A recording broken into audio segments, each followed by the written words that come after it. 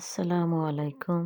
আশা করি আল্লাহর রহমতে আপনারা সবাই ভালো আছেন। আমিও ভালো আছি আলহামদুলিল্লাহ। সামার হলিডেতে আমরা বনমাউথ গিয়েছিলাম বেড়াতে। আর এটা আমাদের সেকেন্ড টাইম বনমাউথ।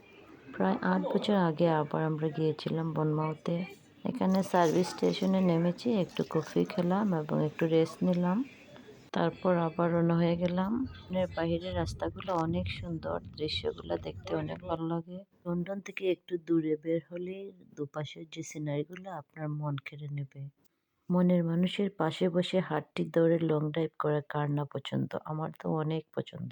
বনমাউথে ঢুকতেই দেখতে পাচ্ছেন বিচের পাশে অনেক সুন্দর সুন্দর বিল্ডিং এবং এগুলো অনেক এক্সপেন্সিভ এবং চারিপাশটা অনেক সুন্দর। এখানে সারাক্ষণ বসে থাকতেই আপনার মন চাইবে।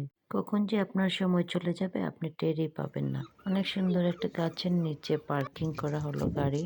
অনেক ঘোরাঘুরি করার পর পার্কিং স্পেস মিললো। ইউকের মোটামুটি সবগুলো বিচেই আমার দেখা হয়ে গেছে আলহামদুলিল্লাহ। বনমাউথ এবং ব্রাইটনের বিচটা আমার অনেক ভালো লাগে।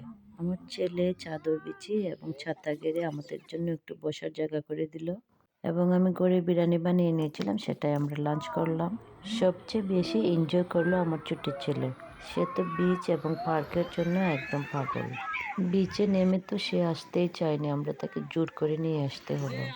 পানিটা অনেক ঠান্ডা ছিল।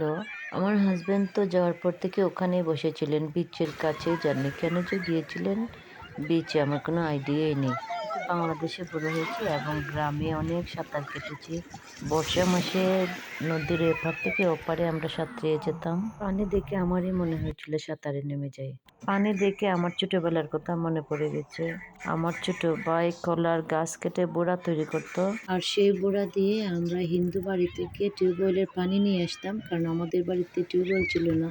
আসলে আমাদের ছোটবেলা এবং আমাদের বাচ্চাদের ছোটবেলা অনেক ডিফারেন্স। আমরা স্কুল থেকে এসেই বাহিরে খেলাধুলা করার মতো অনেক সময় পেতাম। আজকালকার বাচ্চারা পড়াশোনা নিয়ে এত বিজি থাকে এবং যাও একটু সময় পায় তারা মোবাইল এবং গেমের মধ্যে তাদের জীবন সীমাবদ্ধ। আমরা আস্তে আস্তে রাত হয়ে গেলো, আসার সময় সুন্দর একটা সানসেট দেখতে পেলাম। লন্ডনে তো আসলে এরকম সানসেট দেখা যায় না। এবং আমাদের ঘরের পাশে একটা টার্কিশ রেস্টুরেন্টে লেমাচন খেলাম।